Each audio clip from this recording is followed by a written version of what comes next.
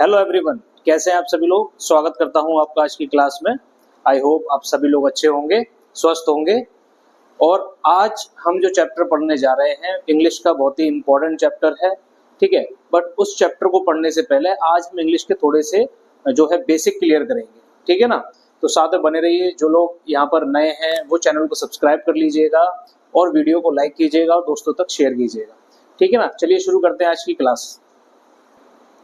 हाँ तो दोस्तों, हम इंग्लिश ग्रामर स्टार्ट करने जा रहे हैं। तो सबसे पहले आप लोगों को इंग्लिश ग्रामर के कुछ बेसिक रूल पता होने चाहिए, कुछ बेसिक्स पता होने चाहिए। हम बेसिक थोड़ा सा देख लेते हैं, ठीक है ना। सबसे पहले हम बात करते हैं कि जो इंग्लिश है वो है क्या, ठीक है ना। पहला क्वेश्चन इंग्लिश पढ़ने से पहले आपसे ही मैं पूछता हूँ कि इंग्लिश है क्या, ठीक है ना।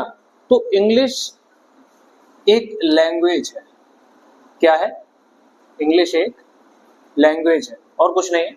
इंग्लिश क्या है? एक लैंग्वेज है, ठीक है ना। जिस तरह से हिंदी एक लैंग्वेज है, ठीक है ना, और भी लैंग्वेजेस होती हैं, उसी तरह से इंग्लिश भी क्या है? एक लैंग्वेज है।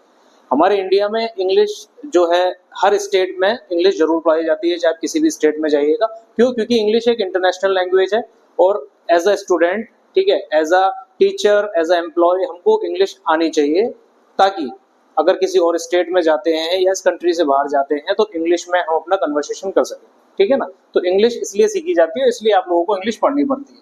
बहुत सारे बच्चों की शिकायत होती है कि भाई इंग्लिश क्यों पढ़ते हैं हम, जब इंग्लिश हमारी लैंग्वेज है ही नहीं तो क्यों पढ़ते हैं। इसका रीजन केवल से इतना ही है कि आप जब बाहर जाएंगे जॉब के लिए तो हर जगह पर आपको हिंदी काम नहीं करेगी, आपको कहीं पर इंग्लिश भी पढ़नी पड़ेगी, ठीक है ना। इंग्लिश में ही कन्वर्सेशन करना पड़ेगा। तो इंग्लिश क्या है? एक लैंग्वेज है।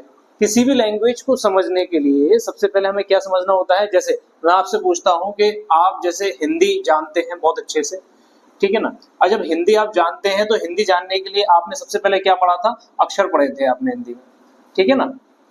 क्या पढ़े थे? आ से लेकर ज्ञा तक आपने पहले याद किया था।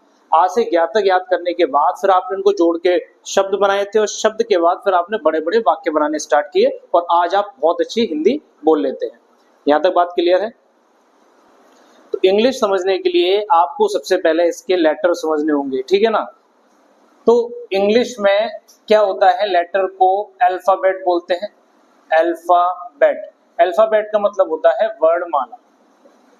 क्या होता है? वर्णमाला। इस अल्फाबेट के अंदर ही इंग्लिश के सारे लेटर्स आते हैं, जितने भी लेटर्स होते हैं। जिस तरह हिंदी की वर्णमाला में हिंदी के लेटर्स आते हैं, उसी तरह से अंग्रेजी की वर्णमाला में इंग्लिश की वर्णमाला में इंग्लिश के लेटर आते हैं, ठीक है ना। अब ये बात याद रखिएगा, कुछ बच्चों को मैंने लिखते हुए देखा है, वो लिख देते हैं कि अल्फाबेट्स, ठीक है ना। तो अल्फाबेट्स कुछ नहीं होता है, अल्फाबेट होता है। अल्फाबेट मतलब वर्णमाला होती है। आप एस लगा के इसका प्लूरल ना बनाइए, ठीक है। कहीं जगह पर हमको पढ़ने को मिल जाता है कि अल्फाबेट्स का मतलब मैनी लैंग्वेजेस होता है, लेकिन वो कहीं कहीं पर होता है मैनी लैंग्वेजेस। अगर आप पूछेंगे कि अल्फाबेट्स का मतलब क्या है, तो अल्फाबेट्स का मतलब होता है मैनी लैंग्वेजेस। अगर कोई बोलता है आई नो मैनी अल्फाबेट्स, तो उसका मतलब ये है कि वो कई भाषाएं जानता है, ठीक है। यहाँ तक क्लियर है? तो बात कर रहे हैं हम अल्फाबेट की। तो जो इंग्लिश में अल्फाबेट है, ये टोटल 26 अल्फाबेट होते हैं। इंग्लिश में अल्फाबेट कितने होते हैं? टोटल 26 अल्फाबेट होते हैं। इन 26 अल्फाबेट्स को हम क्या करते हैं? अल्फाबेट को हम टू पार्ट्स में डिवाइड करते हैं। पहला होता है वावल, इसको आप वॉवेल भी बोल सकते हैं, वावल होता है। दूसरा होता है कॉन्सोनेंट, वावल एंड कॉन्सोनेंट। ये टू पार्ट में हम डिवाइड कर लेते हैं किसको? अपने अल्फाबेट को, ठीक है। अल्फाबेट जो 26 लेटर्स हैं, ये 26 लेटर्स डिवाइड हो जाते हैं टू पार्ट्स में, वावल एंड कॉन्सोनेंट, ठीक है। अब जो वावल होते हैं ये हमारे कितने होते हैं? ये टोटल 5 होते हैं। कौन कौन से होते हैं? ए, ई, आई, ओ एंड यू। ये आपके 5 वावल होते हैं, ठीक है। इसके अलावा जो बचे कितने? 21। वो 21 आपके क्या होंगे? वो कॉन्सोनेंट होंगे। बी, सी, डी, एफ, जी, ये जितने भी बचे हैं वो सारे के सारे क्या हैं? वो आपके कॉन्सोनेंट हो जाएंगे। तो ये बात समझ में आई? जो अल्फाबेट है, अल्फाबेट को आप 26 लेटर्स में डिवाइड कर देते हैं, 26 लेटर्स में डिवाइड कर देते हैं। उसके बाद लेटर्स को टू पार्ट्स में डिवाइड कर देते हैं, वाउल एंड कॉन्सोनेंट, ठीक है ना। इसी वाउल को हिंदी में स्वर भी कहते हैं। क्या कहते हैं? स्वर। और कॉन्सोनेंट को हिंदी में क्या कहते हैं? व्यंजन कहते हैं। क्या यहाँ तक बात आपके समझ में आई? हाँ, तो फिर आगे देखिए, आगे क्या है, जब हम आगे पढ़ेंगे वाउल और कॉन्सोनेंट दोनों का बहुत सारे यूज आपको देखने को मिलेंगे और आगे की इंग्लिश में आप काफी सारे इसके बारे में जानेंगे। लेकिन अभी हम बेसिक की बात कर रहे हैं, तो बेसिक में केवल आप इतना जान लीजिए कि जो अल्फाबेट होते हैं वो 26 होते हैं और 2 पार्ट्स में डिवाइड होते हैं, वाउल एंड कॉन्सोनेंट। ठीक है, वाउल जो है आपके 5 होते हैं, कॉन्सोनेंट आपके 21 होते हैं। ठीक है ना, यहाँ तक बात आपकी क्लियर हो गई होगी। ठीक है, अब आगे बढ़ते हैं इसमें। अब आपने एक चीज देखी होगी, नोटिस की होगी, जैसे कि मैं कुछ स्पेलिंग लिख रहा हूं, जैसे काइट है, किट है,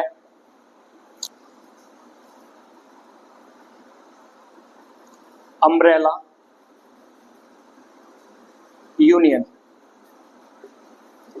ये मैंने 4 स्पेलिंग आपके सामने लिखी है। ठीक है, अब इन स्पेलिंग को जरा ध्यान से देखिए।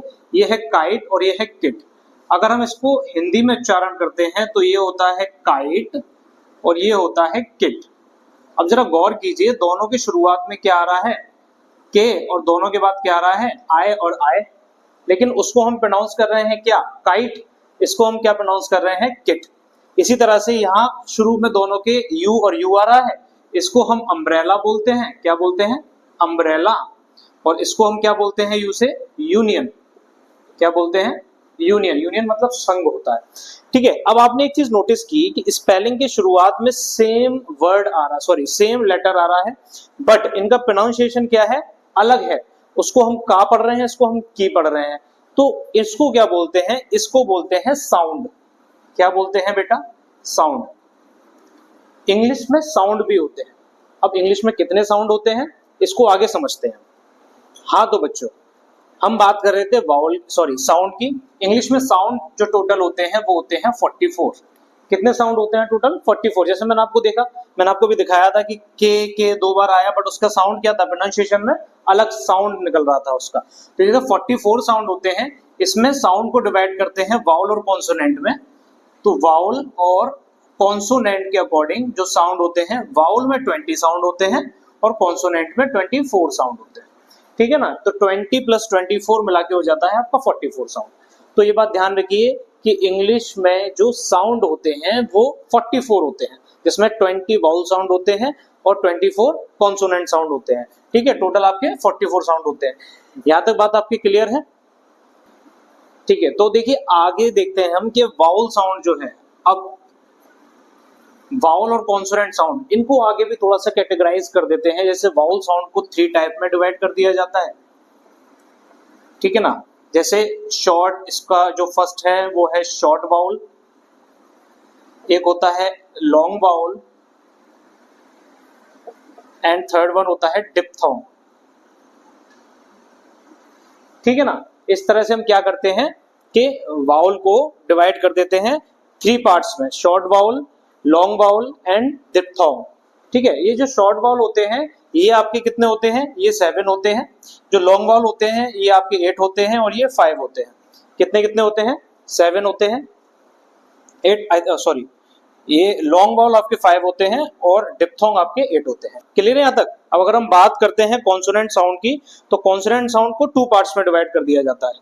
ठीक है, पहला वॉइस्ड एंड दूसरा अनवॉइस्ड।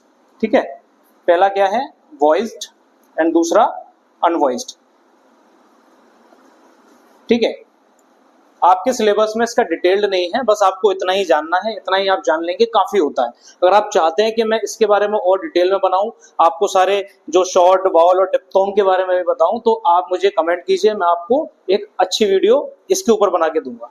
ठीक है ना, तो यहाँ तक आपके पास समझ में आती है। हमने क्या सीखा, हमने साउंड के बारे में जाना है कि साउंड 44 होते हैं। वाउल एंड कॉन्सोनेंट में साउंड को हम डिवाइड कर देते हैं। इसके बाद 20 वाउल साउंड होते हैं, 24 कॉन्सोनेंट होते हैं। 3 टाइप्स हैं आपके वाउल साउंड के।